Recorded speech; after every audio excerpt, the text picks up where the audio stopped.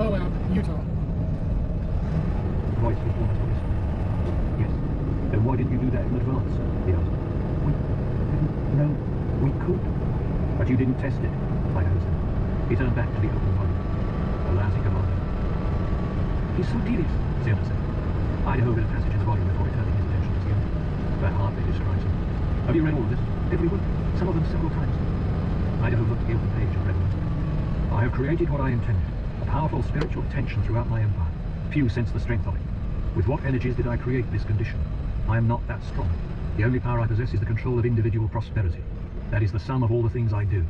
Then why do people seek my presence for other reasons? What could lead them to certain death in a futile attempt to reach my presence? Do they want to be saints? Do they think that thus they gain the vision of God? He's the ultimate cynic, Sienna said, tears apparent in her voice. How did he test you? Idaho asked. He showed me his golden path. Less convenient. It's real enough, Duncan. She looked up at him, her eyes glistening with unshed tears. But if it was ever a reason for our God Emperor, it is not reason for what he has become. Idaho inhaled deeply. Then, the Atreides come to this. The worm must go, Sienna said. I wonder when he's arriving, Idaho said. Garoon's little rat friend didn't say. We must ask, Idaho said. We have no weapons, Sienna said. Naylor has a laser gun, he said. We have knives, rope. I saw rope in one of Garoon's storage rooms. Against the worm? She asked. Even if we could get Niala's laser gun, you know it won't touch him. That is his cart proof against it, Idaho asked. I don't trust Naylor, Sienna said. Doesn't she obey you? Yes, but we will proceed one step at a time, Idaho said. Ask Naylor if she would use her laser gun against the worm's cart. And if she refuses? Kill her. Sienna stood, tossing her book aside. How will a worm come to Dwarf? Idaho asked. He's too big and heavy for an ordinary thopter. Garoon will tell us, she said. But I think he will come as he usually travels. She looked up at the ceiling, which concealed the Zarier's perimeter wall. I think he will come on peregrination with his entire crew. He will come along the Royal Road and drop down to here on suspensors. She looked at Idaho. What of Garoon? A strange man, Idaho said. He wants more desperately to be a real friend. He knows he's not anything like what they were in my day. What were they like in your day, Duncan? They had a saying which describes it, Idaho said. You should never be in the company of anyone with whom you would not want to die. Did you say this to Garoon? She asked. Yes. And his response? He said I was the only such person he had ever met. Garoon may be wiser than anyone, she said. You think power may be the most unstable of all human achievements. Then what are the apparent exceptions to this inherent instability? Some families endure. Very powerful religious bureaucracies have been known to endure. Consider the relationship between faith and power. Are they mutually exclusive when each depends upon the other? The Bene Gesserit have been reasonably secure within the loyal walls of faith for thousands of years. Where has their power gone? The stolen journals. Moneo spoke in a petulant tone. Lord, I should have given him more time. He stood outside the citadel in the short shadows of noon. Leto lay directly in front of him on the Imperial car, its bubble hood retracted. He had been touring the environs with Hui Nori, who occupied a newly installed seat within the bubble-covered Toyota, and just beside Leto's legs. Hui appeared merely curious about all the bustle which was beginning to increase around him. How calm she was, Moneo thought. He repressed an involuntary shudder at what he had learned of her from Mark. The God Emperor was right.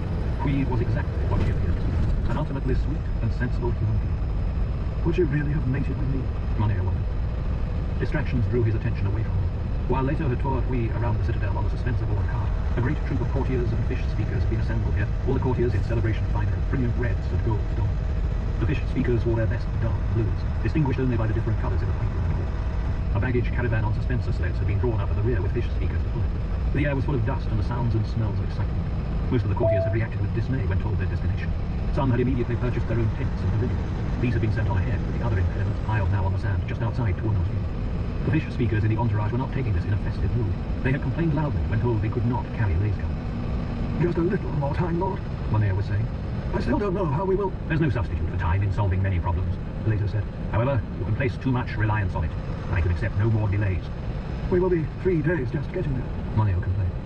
Leto thought about that time. The swift walk, trot, walk of a peregrination. 180 kilometers. Yes, 3 days. I'm sure you've made good arrangements for the way stops, Leto said. Plenty of hot water for the muscle cramps. We'll be comfortable enough, Moneo said. But I don't like leaving the citadel in these times, and you know why.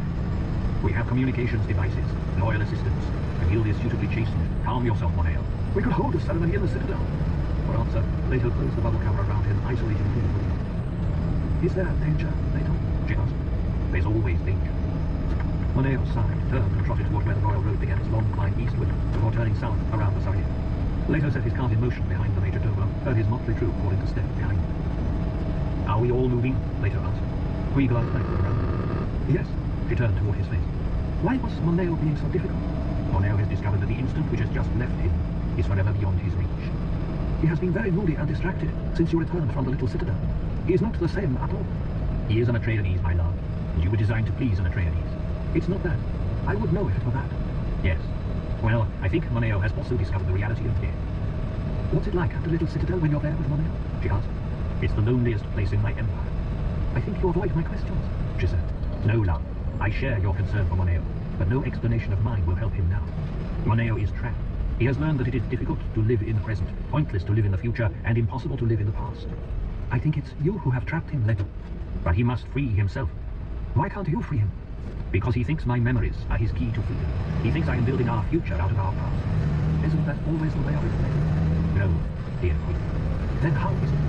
Most believe that a satisfactory future requires a return to an idealized past, a past which never in fact existed. And you, with all of your memories, know otherwise. Leto turned his face within its cowl to stare at her, probing. Remember. Out of the multitude within him, he could form a composite, a genetic suggestion, but the suggestion fell far short of the living flesh. That was it, of course. The past became row on row of eyes staring outward like the eyes of gasping fish, but Hui was vibrant light.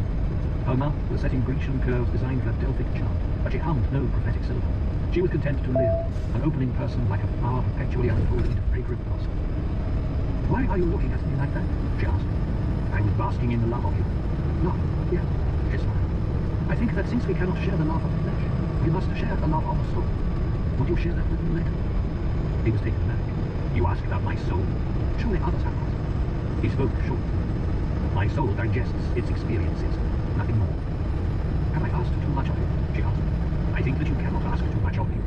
Then I presume upon our love you disagree with me. My Uncle Marky talked about your soul. He found that he could not respond. She took his silence as an invitation to continue. He said that you were the ultimate artist at probing the soul.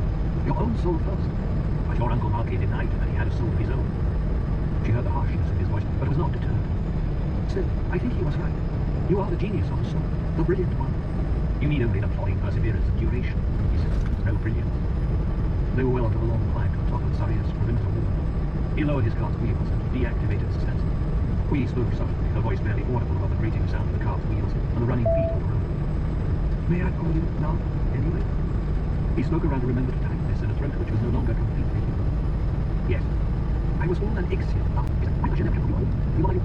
He goes. Little Oscar, something can be stupid. He just breathes so straight. I can see how they are. He's also only angry.